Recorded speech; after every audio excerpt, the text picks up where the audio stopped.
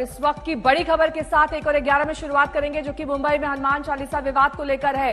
कई मोर्चों पर यह जंग जारी है। सांसद नवनीत राणा की बेल पर आज सुनवाई होगी तो उद्धव सरकार ने समझा दिया है कि घर में रहकर ही पाठ करें। ठाकरे ने यहां तक कहा कि हनुमान चालीसा के नाम पर दादागिरी नहीं चलेगी। बाला साहेब का नाम लेकर यह भी जता दिया कि उन्हें मालूम है कि इस हाल से कैसे निपटा जाए। उधर सांसद नवनीत राणा की बेल पर दोपहर बाद सुनवाई होगी, जिसमें उन्होंने कहा कि उनका इरादा नफरत फैलाने का नहीं था। गिरफ्तारी को भी गैर कानूनी ठहराया। राजद्रोह के मामले को भी उन्होंने चेतावनी दी है। संजय राउत ने दो टूक ये कहा कि घर में रहें और पाठ करें, वो भी निशाना साध रहे हैं। लेकिन अब आरोप और प्रत्यारोप का दौर चलता हुआ। जहां सांसद नवनीत की बेल याचिका पर सुनवाई, वहीं एफआईआर रद्द करने पर उन्हें झटका लगा। कोर्ट की तरफ से ये टिप्पणी की गई कि एक जनप्रतिनिधि की जिम्मेदारी होती है कि वो कुछ भी करे या कहे उससे पहले सोच ले कि कहीं उससे स्थितियां खराब ना हो। यही आरोप उन पर लगा। जिस तरीके से उन्होंने ये ऐलान किया कि वो मातोश्री के बाहर हनुमान चालीसा का पाठ करेंगे, जिसके बाद वहां कई कार्यकर्ता शिवसेना के पहुंच गए। वहां जब बवाल बढ़ा, उसके बाद अब नवनीत राणा की जब गिरफ्तारी हुई है तो अब देखिए किस तरीके से बयानबाजियां भी हो रही है। उधर ठाकरे कह रहे हैं हनुमान चालीसा अगर पढ़नी है तो आप अपने घर पर पढ़िए, दादागिरी नहीं चलेगी भी किसी भी कीमत पर। वहीं किरीट सोमैया की केस को चुनौती भी है। हनुमान चालीसा पर सख्त सरकार भी अब दिखती नजर आ रही है।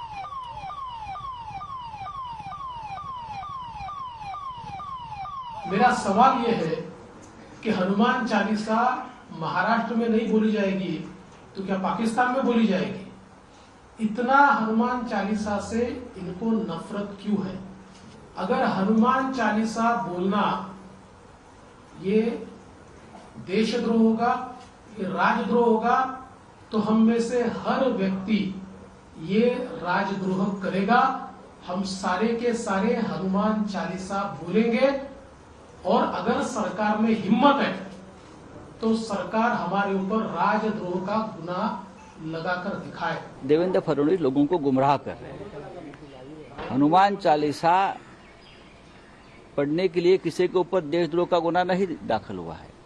समझ लीजिए, वो वकील है, वो लॉयर है।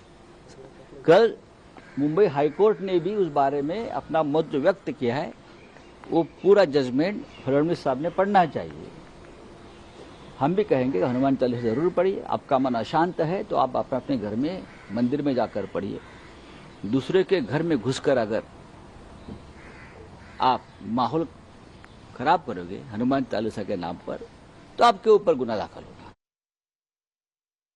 इस बीच तस्वीरें सांसद नवनीत राणा की, जिस वक्त उन्हें गिरफ्तार किया गया उसके बाद आज उनकी बेल याचिका और उनके पति की बेल याचिका पर सेशंस कोर्ट में सुनवाई होनी है। किरीट सोमैया भी केस को चुनौती दे रहे हैं। वो अपने प्रतिनिधिमंडल के साथ कल मुलाकात कर चुके हैं गृह सचिव से।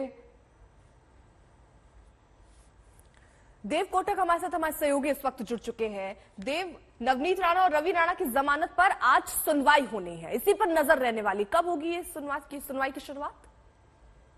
ये आने वाले 1.5 से 2 घंटे के बीच में एक्सपेक्टेड है कि शुरू हो जाएगा।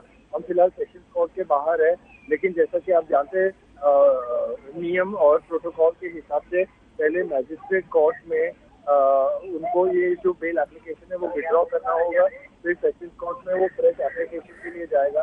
जैसे कि आप ऑलरेडी देख पा रहे हैं कि ऑलरेडी जो रश है वो शुरू हो चुका है और एक नॉर्मल वीक पे है। तो यहाँ हम एक्सपेक्ट कर रहे हैं कि काफी फ्रेश और पुलिस और वकील भी होंगे। एडवोकेट रिजवान मर्चेंट ऑलरेडी सुबह से काम कर ही रहे हैं कि मैजिस्ट्रेट कोर्ट में वो विड्रॉ कर ले और अभी कुछ ही पल में वो सेशंस कोर्ट भी पहुंच जाएंगे। ये इस तरह की जानकारी हमें मिली है।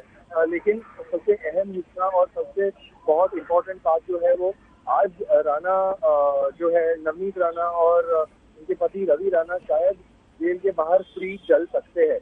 अगर आज जज ने मंजूर कर दी इनकी एप्लीकेशन तो इनको शायद बेल मिल सकती है, ऐसा हमें बताया जा रहा है। उनको और जुडिशियल कस्टडी में रहने की जरूरत नहीं पड़ेगी। देव, साथ ही जिस तरीके से अब उद्धव ठाकरे ने भी साफ कर दिया है कि इस तरीके की मनमानी नहीं चलेगी, हनुमान चालीसा पढ़ना है तो अपने घर में पढ़ें। ये आर पार की सियासी जंग शुरू हो गई है। ऐसे में अगर बेल याचिका पर सुनवाई खत्म होती है, उसके बाद किस तरीके के इंतजाम उस जेल के बाहर किए गए हैं जहां पर इस वक्त नवनीत राणा और उनके पति को रखा गया है?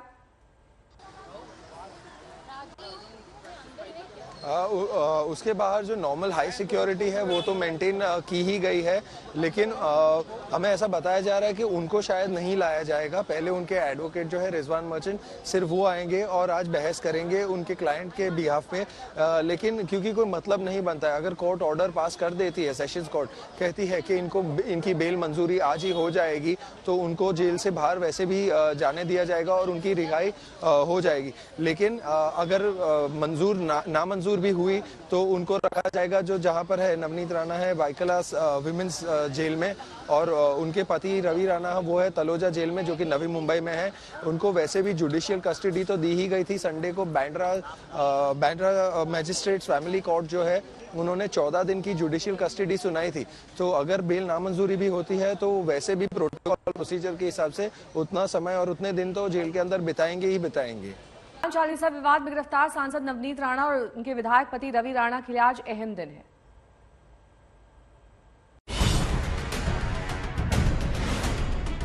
तो ठाकरे हमको फंसा है, हमारा फसवलेला है।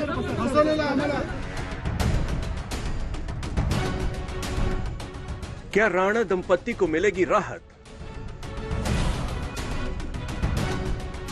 मुंबई के सेशन कोर्ट में अहम सुनवाई। अदालत में राणा दंपत्ति के जमानत अर्जी। हनुमान चालीसा पर सियासी घमासान में गिरफ्तारी हुई और एक रात सलाखों के पीछे कटी तो सांसद नवनीत राणा और उनके पति रवि राणा ने सेशन कोर्ट में अर्जी दे दी। दोनों ने गुहार लगाई कि मिलॉर्ड हमें जमानत दी जाए। रविवार को राणा दंपत्ति ने मुंबई सेशन कोर्ट का रुख किया, जिस पर आज अदालत में सुनवाई होने जा रही है। राणा दंपत्ति ने सेशंस कोर्ट में दी गई जमानत याचिका में कहा कि राणा दंपत्ति का इरादा मातोश्री के पास हनुमान चालीसा पाठ कर नफरत बढ़ाने का नहीं था। उनका इरादा हिंसा भड़काने या सार्वजनिक अव्यवस्था फैलाने का नहीं था। हनुमान चालीसा के पाठ का ऐलान किसी को भड़काने के रूप में नहीं माना जा सकता। राणा दंपत्ति का कोई कदम राजद्रोह की धारा के तहत किया गया अपराध नहीं कहा जा सकता। गिरफ्तारी गैर कानूनी है, संवैधानिक अधिकारों के खिलाफ है। गिरफ्तारी से पहले पुलिस ने उन्हें नोटिस नहीं दिया। सेशंस कोर्ट में राणा दंपत्ति ने अपनी सफाई देते हुए जमानत मांगी है, जिस पर आज अदालत में सुनवाई होने जा रही है। इससे पहले सोमवार को बॉम्बे हाईकोर्ट से राणा दंपत्ति को मायूसी हाथ लगी। दोनों ने हाईकोर्ट का दरवाजा खटखटाया था कि हनुमान चालीसा विवाद में उनके खिलाफ दायर एफआईआर रद्द की जाए, लेकिन उनकी उम्मीदों को झटका कोर्ट से लगा। बॉम्बे हाईकोर्ट ने राणा दंपत्ति को ही फटकार लगाई, फिर एफआईआर रद्द करने की याचिका भी रद्द कर दी। हाईकोर्ट ने कहा कि राणा दंपत्ति की वजह से लॉ एंड ऑर्डर की समस्या पैदा हुई। राणा दंपत्ति जनप्रतिनिधि हैं, इसलिए उनकी जवाबदारी भी बड़ी है। बड़ा पद बड़ी जिम्मेदारी के साथ आता है। ऐसे लोगों को कुछ भी जिम्मेदारी की भावना से बोलना चाहिए। जो सामान्य जनता की भावना है, जो कानून है और जो न्यायालय कहता है, इसका सबने आदर करना चाहिए। हमें भी मेरा कहना ऐसा है कि ये न्यायालय ने बताने की जरूरत नहीं थी और न्यायालय को ये बताना पड़ रहा है। और न्यायालय ने जो कहा कि great when you have great powers you have great responsibilities also, ऐसा न्यायालय को कहना पड़ा है। एफआईआर रद्द करने की याचिका खारिज हुई तो राणा दंपत्ति के वकील ने भी अपना इरादा बता दिया। कह दिया कि हाईकोर्ट के फैसले के खिलाफ वे सुप्रीम कोर्ट का दरवाजा खटखटाएंगे। The court is giving directions that 72 hours notice should be given to the petitioners, that is Navneet Kaur Rana and Ravi Kumar and Ravi Rana, in the event of police deciding any action under CR number 506 of 22. So now we will wait patiently for the police to give us the 72 hours notice. Once we get the notice under 72 hours, then we will decide what is supposed to be done.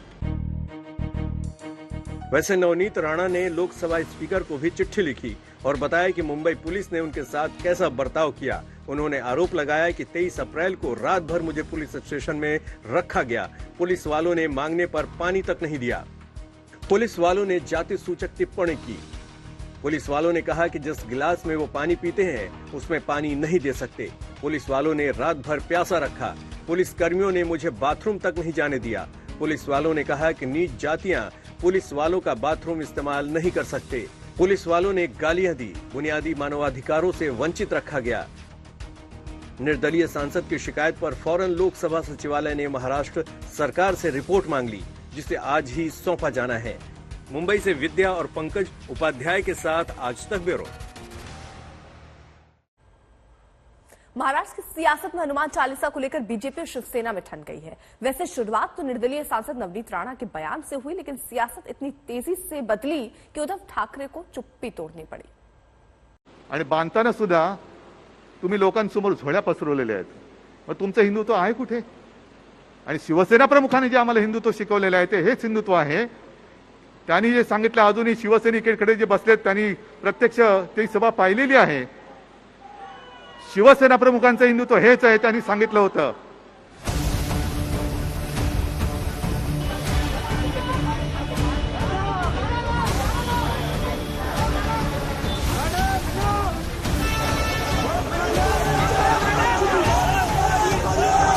ऐसा क्या हुआ कि भड़क गए महाराष्ट्र के CM Uddhav Thackeray? दादागिरी करने वालों को सबक सिखाने की भर रहे हैं ओंकार, बाला साहेब का दे रहे हैं हवाला।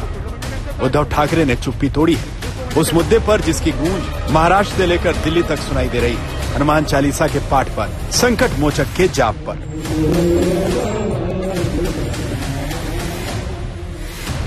अमरावती से निर्दलीय सांसद नवनीत राणा और उनके विधायक पति ने मुंबई में मातोश्री के बाहर जाकर हनुमान चालीसा का पाठ करने की जिद ठानी थी। उनकी जिद तो पूरी नहीं हुई, उल्टे राणा दंपति जेल पहुंच गए। लेकिन महाराष्ट्र की सियासत में अब भी सियासी संकट बरकरार है, जिस पर उद्धव को गुस्सा आया और उन्होंने जो कहा उसे आप खुद सुनिए।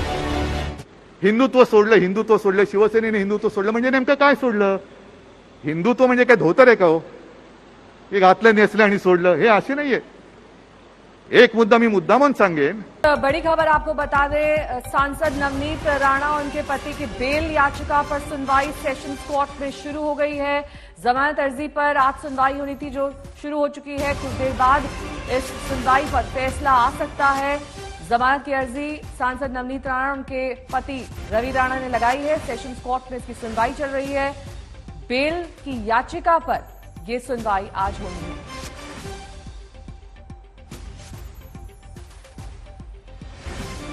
हनुमान चालीसा विवाद पर गिरफ्तारी हुई थी पति पत्नी की, इसके बाद की तस्वीरें, और साथ ही नवनीत राणा ने आरोप भी लगाए थे कि उनके साथ ठीक तरीके से जेल में व्यवहार नहीं किया गया, उन्हें पानी नहीं मुहैया कराया गया, उन्हें बाथरूम का इस्तेमाल नहीं करने दिया गया। तमाम आरोप उनकी तरफ से लगाए गए।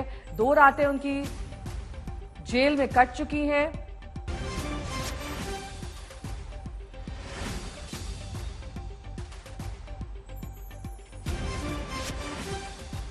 अब उनकी जमानत पर आज फैसला होना है, क्योंकि अर्जी दी गई है सेशंस कोर्ट में, जिस पर सुनवाई शुरू हो चुकी है।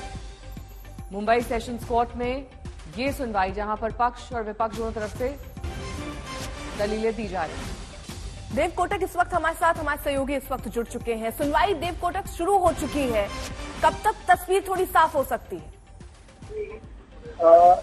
अभी एटलीस्ट पौना या 1 घंटा और दोनों साइड की बहस चलेगी।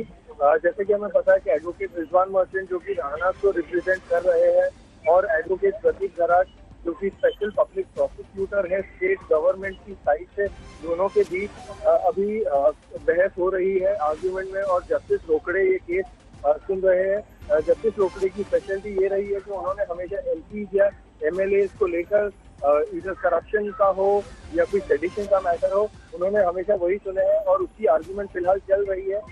एडवोकेट रिजवान मर्चेंट ने बताया है कि मुझे थोड़ा समय तो दे दो और मुझको उतना भरोसा रखो कि मैं मैजिस्ट्रेट कोर्ट से वापस विड्रॉ कर लूंगा, तभी जाके हम सेशंस कोर्ट में इसके लिए बेल के लिए अप्लाई कर पाएंगे। वो कह रहे हैं कि कम से कम मेरी आर्ग्यूमेंट्स तो सुन लो। हम ऐसा नहीं कह रहे कि मेरे क्लाइंट को आज के आज ही बेल दी जाए, लेकिन हमें सारे मुद्दों को कंसिडर करना चाहिए और उन्हें देखना चाहिए। जो ऑन रिकॉर्ड जो फैक्ट है उनको नजरअंदाज नहीं करना चाहिए, और इनका इरादा भी देखना चाहिए कि पुलिस ने जो जो गलतियां करी है, जैसे कि उन कपल को उनके घर से उस सैटरडे के दिन को शाम में उठाया गया, जबकि उन्होंने बताया कि हमारे हमारे प्लान को हमने वापस ले लिया। उसके बावजूद पुलिस ने हमें अरेस्ट कर लिया है।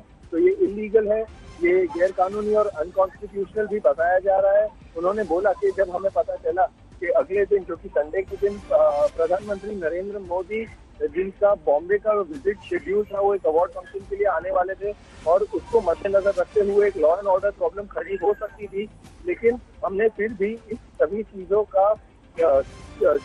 का मान सम्मान रखा और ये सब प्रॉब्लम्स अवॉइड करने की पूरी कोशिश की, जबकि हम तो अपने घर से उतरे भी नहीं है, हमने किसी से बात भी नहीं की है, फिर भी पुलिस हमारे घर में जबरदस्ती से हमें ले गई, हमारे साथ बदतमीजी की। ठीक है देव, जरा बताइएगा किस तरीके की दलीलें वहां पर दी जा रही हैं। और देखिए 153A यानी धर्म के आधार पर दो समूहों के बीच में दुश्मनी को बढ़ावा देने का मामला उन पर है, ये कई धाराएं लगाई गई है, राजद्रोह की धारा भी उन पर लगाई गई है और जिसमें गैर जमानती ये अपराध है, सजा 3 साल से लेकर आजीवन कारावास और जुर्माना हो सकती है। अभी फिलहाल किस तरीके की दलीलें?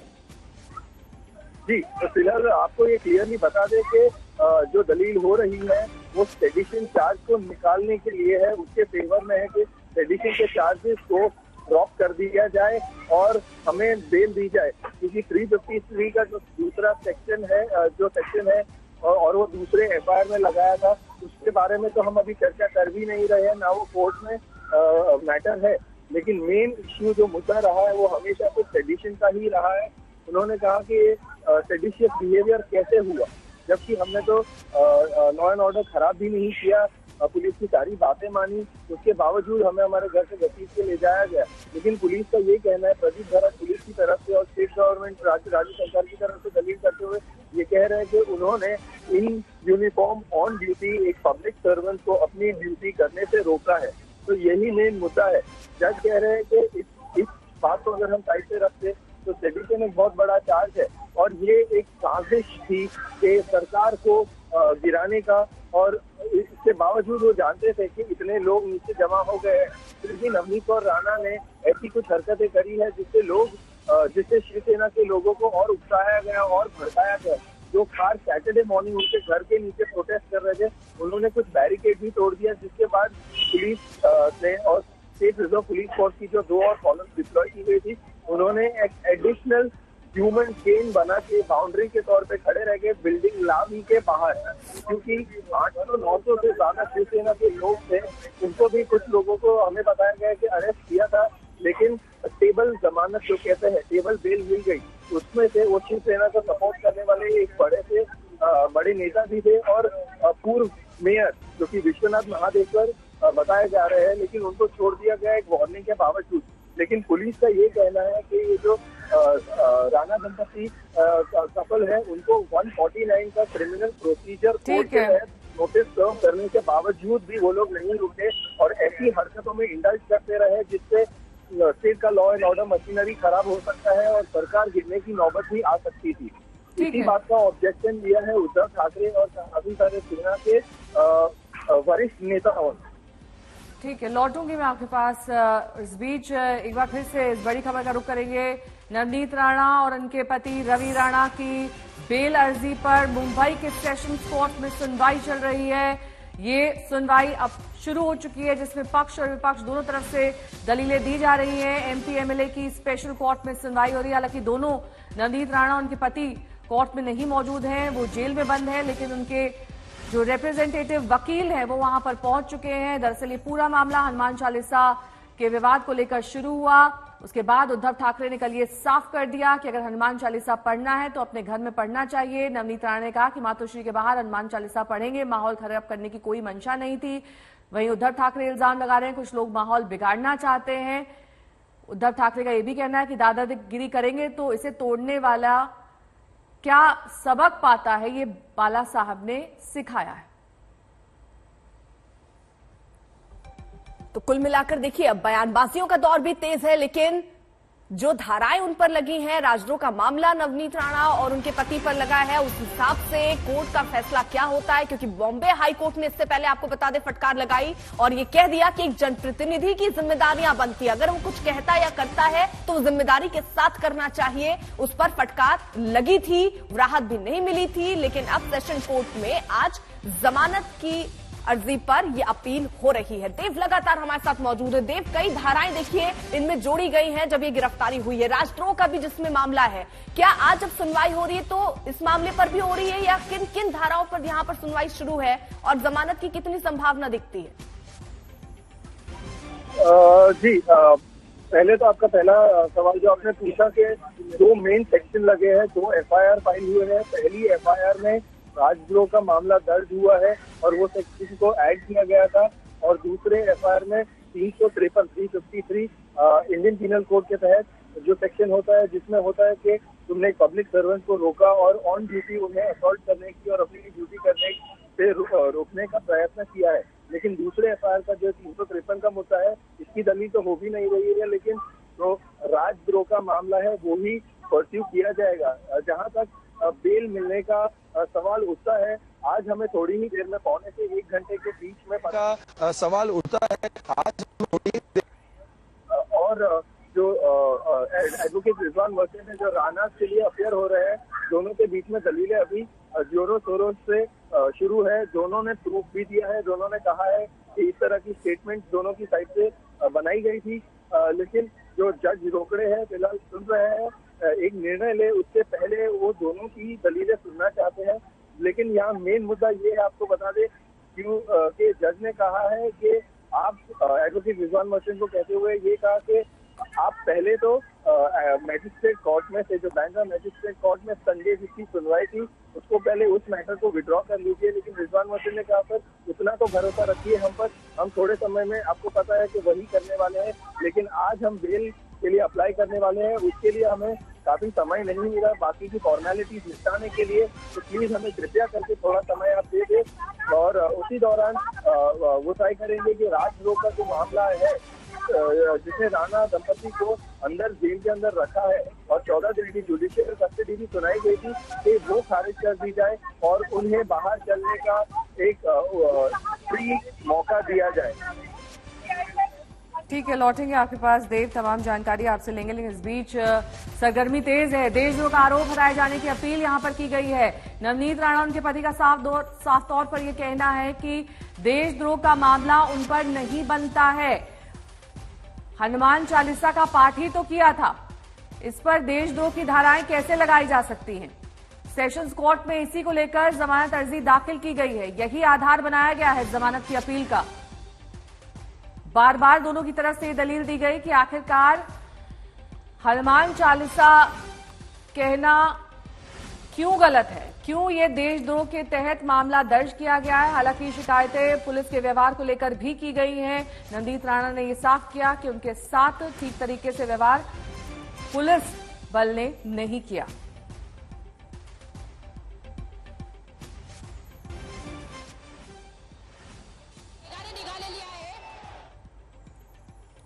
तो देखिए जिस तरीके की स्थितियां यहां पर बनी हुई हैं, हालांकि उन्होंने, नवनीत राणा ने कई आरोप भी लगाए। उन्होंने कहा कि उनके साथ बहुत गलत व्यवहार हुआ है। फिलहाल नजर उनकी जमानत पर है, जिस पर देखिए कोर्ट पर सुनवाई हो रही है। अब क्या फैसला होता है वो देखना होगा। पुलिस ने सांसद नवनीत और रवि राणा पर धारा 153A यानी धर्म के आधार पर 2 समूहों के बीच दुश्मनी को बढ़ावा देने के मामले में उनको गिरफ्तार किया। बाद में पुलिस ने राणा दंपति पर धारा 353 भी लगा दिया, जिसके तहत ये एक केस और दर्ज हुआ। फिर पुलिस की रिमांड मांगी गई थी, जिसे खारिज कर दिया गया। इसके बाद राणा दंपति पर राजद्रोह की धारा भी लगा दी गई है। नजर अब जमानत पर है। देव लगातार हमारे साथ मौजूद है। देव, अगर कुछ अपडेट मिल पा रही हो, कोर्ट में किस तरीके की दलीलें दी जा रही है, तो अपडेट कीजिए। जी, आपको ये बता दें कि गराट जी ने public prosecutor, special public prosecutor जो है, उन्होंने बताया कि जब उन्हें पता था, उन्हें क्लियरली इस बात की जानकारी थी कि उसी दिन बेल एप्लीकेशन मैजिस्ट्रेट 124A के केस में नहीं सुन पाएंगे, तो भी उन्होंने इसके बावजूद बांद्रा कोर्ट को क्यों अप्रोच किया, जिसका रिजवान मर्चेंट ने काउंटर करते हुए कहा कि जब मैजिस्ट्रेट कोर्ट को पता था कि उनके पास अथॉरिटी नहीं है। ठीक है, बड़ी खबर इस वक्त आ रही है। नवनीत राणा की बेल पर अब 29 अप्रैल को सुनवाई होगी। तो फिलहाल सुनवाई शुरू, इसके बाद नवनीत राणा की बेल पर अब 29 अप्रैल को अगली सुनवाई की तारीख दी गई है कोर्ट की तरफ से। यानी एक तरीके से आज कोई फौरी तौर पर राहत नहीं मिलती हुई 29 अप्रैल को अब सुनवाई आगे की होगी। यानी देव, अब फौरी तौर पर राहत तो नहीं मिली, 29 अप्रैल को सुनवाई होगी इस पर।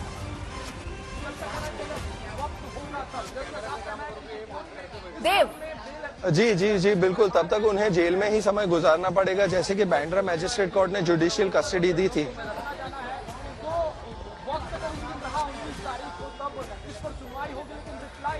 तो 14 दिन का जो पूरा समय समाप्त नहीं हो जाता और 29 तारीख को फिर से इनकी दलीलें होगी दोनों साइड की, और तब निर्णय लिया जाएगा कि इन्हें बेल दे या ना दे। तो फिलहाल अभी मुश्किलें कम होती हुई नजर नहीं आ रही नवनीत राणा की बेल पर। 29 अप्रैल को अब सुनवाई होनी है, इस पर नजर रहेगी, क्योंकि आज ही वो उम्मीद कर रही होंगी कि उनको कोर्ट से कोई फैसला राहत मिल जाए, क्योंकि इससे पहले बॉम्बे हाईकोर्ट से भी झटका लगा था, जब ये साफ तौर पर कह दिया गया है कि जनप्रतिनिधि की जिम्मेदारी आम लोगों से ज्यादा होती है। अगर वो कहते हैं, कुछ करते हैं, तो उस पर उन्हें नजर रखनी चाहिए। आपको बता दें पूरा विवाद जल्दी से, वो भी आपको बताएं, जल्दी से अपडेट देव से ले ले। देव, कुछ और अपडेट अगर आपके पास आ रहे हो, कोर्ट से अगर वकील निकल रहे हो, उनसे भी कोशिश कीजिए, बात करिए।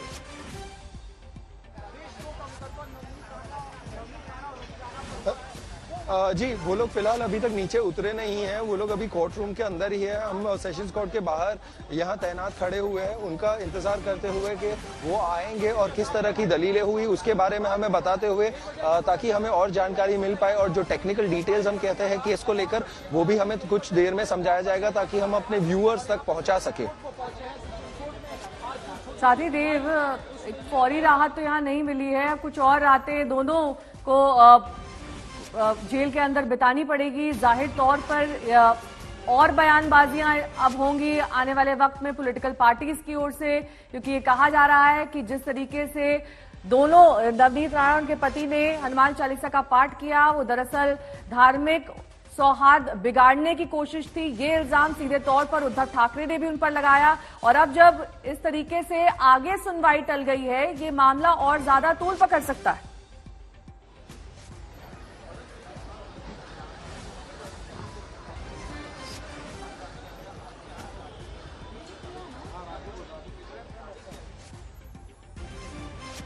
देव, आपको मेरी आवाज मिल रही है?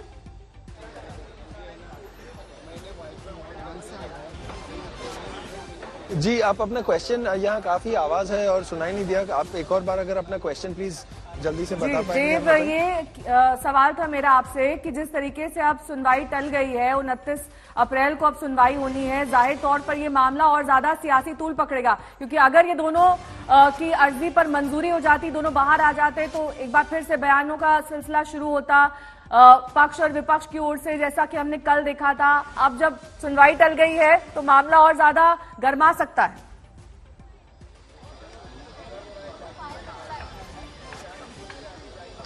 जी, स्टेट पॉलिटिक्स के, राज्य पॉलिटिक्स के पॉइंट ऑफ व्यू से अगर देखा जाए तो ये इस मामले को लेकर गर्मी तो और ज्यादा बढ़ जाएगी, और जैसा कि देखा कि बीजेपी और शिवसेना के बीच में जो चल रही है, दोनों की एक दूसरे के सामने दलीलें जो चल रही है, और एक देवेंद्र फडणवीस ने कल उनको हिटलर बताते हुए ये भी कहा कि अब बातचीत की कोई गुंजाइश रही ही नहीं है, तानाशाही चल रही है इस स्टेट में, तो उस तरीके से गर्मी तो और ज्यादा बढ़ जाएगी, और 29 तक इनको कोर्ट में ही बैठना, इनको जेल में ही रहना पड़ेगा। लेकिन मुंबई पुलिस को 29 तारीख तक इस महीने की टाइम दिया गया है कि एप्लीकेशन फाइल करे, और इनको एक्सप्लेनेशन देना होगा कि सेडिशन का चार्ज मुंबई पुलिस ने क्या समझ के और किस चीज को मद्देनजर रखते हुए लगाया है। ये है लेटेस्ट अपडेट्स। देव, जरा ये भी बताइए, क्योंकि दलीलें यहाँ पर कई दी गई, जिस तरीके का आरोप नवनीत राणा पहले लगा रही थी कि पुलिस स्टेशन में भी उनके साथ बदसलूकी हुई, हालांकि स्पीकर को उन्होंने चिट्ठी लिखी, उस पर जवाब भी अब सरकार को देना है। क्या इस तरीके की बातें कोर्ट के सामने भी रखी गई, जहां पर ये कहा गया कि उनके साथ व्यवहार सही नहीं हो रहा है? जी जी, एडवोकेट रिजवान मर्चेंट आ गए हैं हमारे साथ, हम उनसे समझते हैं कि वो क्या बोलेंगे अभी।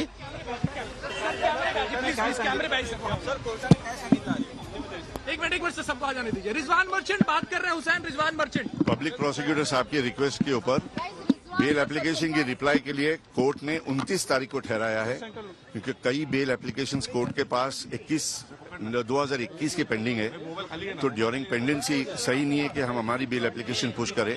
कोर्ट के ऊपर काफी वर्कलोड है, तो साहब के रिक्वेस्ट करने के ऊपर हमने 29 तारीख के ऊपर रिप्लाई के लिए रिक्वेस्ट एक्सेप्ट कर ली है। 29 तारीख को रिप्लाई फाइल होने के बाद में कोर्ट डिसाइड करेगी कब वो हियरिंग होगी, या तो 29 को भी हो सकती है या 29 के बाद हो सकती है। कोर्ट अपनी डायरी एडजस्ट करके उसके बाद में बेल एप्लीकेशन की सुनवाई होगी। उसके अलावा वो राहत मिली नहीं, वो तो हर एक आदमी कुछ न कुछ सुनील चाहता है कि राहत मिले। जरूरी नहीं है कि हर एक मैटर में राहत मिले। कभी कभार देर आए दुरुस्त आए, कभी कभार देर से राहत जो मिलती है वो और बेहतर होती है। So I will prefer waiting. Lower court से विड्रॉल ऑर्डर आ गया। लोअर कोर्ट से विड्रॉ करने के लिए मेरे जूनियर कोर्ट में बैठे हैं, एप्लीकेशन कर चुके हैं। जैसे विड्रॉ हो जाएगी वो विड्रॉल की प्रोसेस जो है वो हम आज कोर्ट में फाइल कर देंगे। सरकारी वकील ने कहा कि 124 है, आपको उस दिन भी पता था, उसके बावजूद आपने उस कोर्ट में अभी जाने दो। अभी सरकारी वकील हमारे दोस्त हैं, हम उनसे लड़ना नहीं चाहते। हम कोर्ट में मेरिट्स के ऊपर उनसे लड़ेंगे। हेलो।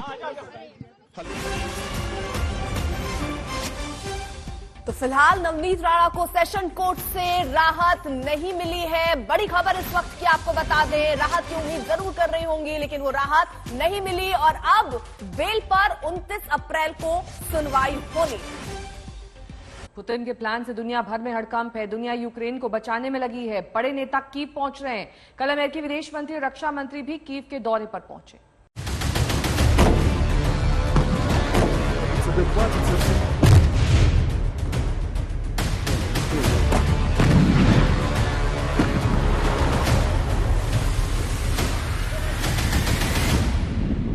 पुतिन जल्दी में हैं, ताबड़तोड़ हमले कर रहे हैं, शहर शहर तबाह कर रहे हैं, यूक्रेन के हर उस ठिकाने को उड़ा रहे हैं जो जेलेंस्की की कमर तोड़ दे। 60 दिनों में रूस ने 500 से ज्यादा बमबारी की। कल तक जो शहर आबाद था अब बर्बाद है। कल तक जहां जिंदगी खिलखिलाती थी वहां मुर्दनी छाई है। यूक्रेन के हर बड़े शहर खंडहर हैं। राजधानी कीव से लेकर खार्किव तक, खरसेन से मारियोपोल तक बस तबाही के निशान और मलबे का ढेर है। अब पुतिन को जल्दी है तो दुनिया भी हड़बड़ाहट में दिख रही है। कीव में दुनिया के बड़े नेता पहुंच रहे हैं। 2 महीने बाद अमेरिका ने भी अपने विदेश और रक्षा मंत्री को कीव भेजा। दोनों ने जेलेंस्की से मिलकर हर तरह की मदद का भरोसा दिया। यूक्रेन के राष्ट्रपति जेलेंस्की ने यूएस के विदेश मंत्री और रक्षा मंत्री के दौरे का ऐलान तो कर दिया है, लेकिन अभी व्हाइट हाउस से इसकी कोई पुष्टि नहीं आई है। माना यह जा रहा है कि जब भी ये 2 मंत्री यहां आएंगे तो यूक्रेन फिर से एक बार ज्यादा हथियारों की अपनी मांग इनके सामने रखेगा। दोनों मंत्री स्थिति का जायजा लेंगे और फिर ये निर्णय लिया जाएगा कि आगे की रणनीति क्या होनी चाहिए। साथ ही में यूएन चीफ मॉस्को और यूक्रेन भी जाने वाले हैं और उम्मीद है कि बातचीत से कोई समाधान निकल सकेगा। यूक्रेन की अजीब त्रासदी है। दुनिया साथ देने का दावा कर रही है। अमेरिका समेत तमाम बड़े देश मदद का भरोसा दिला रहे हैं, लेकिन यूक्रेन तबाह हो रहा है, बर्बाद हो रहा है। न तो रूस के हमले रुक रहे हैं, न बम बारूद बंद हो रहे हैं। अमेरिकी विदेश मंत्री और रक्षा मंत्री के दौरे से पहले ब्रिटेन के प्रधानमंत्री बोरिस जॉनसन कीव की सड़कों पर चहलकदमी कर चुके हैं। पर क्या हुआ? स्पेन और डेनमार्क के प्रधानमंत्री कीव आकर जेलेंस्की की पीठ थपथपा चुके हैं। पर क्या हुआ? ब्रिटेन के प्रधानमंत्री 10 अप्रैल को कीव आए। इसके ठीक 12 दिन बाद 22 अप्रैल को स्पेन के पीएम पेड्रो सांचेज और डेनमार्क के प्रधानमंत्री मेटे फ्रेडरिक्सन का दौरा हुआ। अब यूएन चीफ एंटोनियो गुटरेस का भी प्लान है। 26 को मॉस्को जाकर पुतिन से मिलेंगे और फिर 2 दिन बाद कीव पहुंचेंगे। 9 मई की परेड के लिए पुतिन की जीत का ऐलान का प्लान अब पूरी तरह तैयार है। रूस का फोकस यूक्रेन को 2 हिस्से में बांटने का है। डॉनबास एरिया अब रूस के कब्जे में है, चाहे मारियोपोल, लुहांस्क, डोनेस्क या फिर खेरसोन हो। यहां पर यूक्रेन की सेना पस्त हो रही है। अगर ब्रिटिश खुफिया एजेंसी की माने तो खेरसोन में रूस पूरी कोशिश कर रहा है कि जनमत संग्रह कराए ताकि कि उसको आजाद कराया जा सके। दुनिया के पावरफुल नेताओं का मैदानी जंग में आने का बड़ा संकेत भी है। अब दुनिया भी जानती है कि जंग खत्म हो, झुकने झुकाने का कोई नतीजा नहीं निकल रहा। यूक्रेन को हथियारों की खेप आने से रूस को कोई फर्क नहीं पड़ा। पाबंदी से भी पुतिन के हौसले पस्त नहीं हुए। रूस भी हमले पर हमले किए जा रहा है, लेकिन जंग में मनमाफिक कामयाबी नहीं मिल रही है। नुकसान दोनों का है। तो क्या दोनों बीच का रास्ता तलाश रहे हैं ताकि अपनी अपनी जीत बताकर बम बारूद बंद कर सके? सवाल है कि ये कैसे हो। गुटरेस का मॉस्को जाना यूक्रेन को रास नहीं आ रहा है। ज़ेलेंस्की के सलाहकार ने साफ बता दिया कि यूक्रेन की ओर से बात करने वाले वो होते कौन हैं। ये अकड़ तब है जब यूक्रेन तबाह है, सड़कों पर लाशें बिखरी हैं, लोग बंकरों में दुबके हैं। कब मिसाइलें बरस पड़े किसी को नहीं पता। लगातार बजते सायरन लोगों को डरा रहे हैं।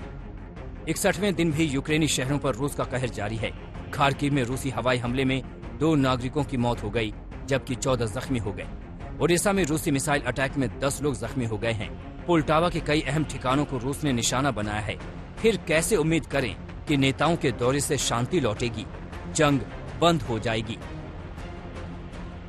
मॉस्को से गीता मोहन, खेरसन से मौसमी सिंह और कीव से राजेश पवार और अभिषेक भल्ला के साथ आज तक ब्यूरो।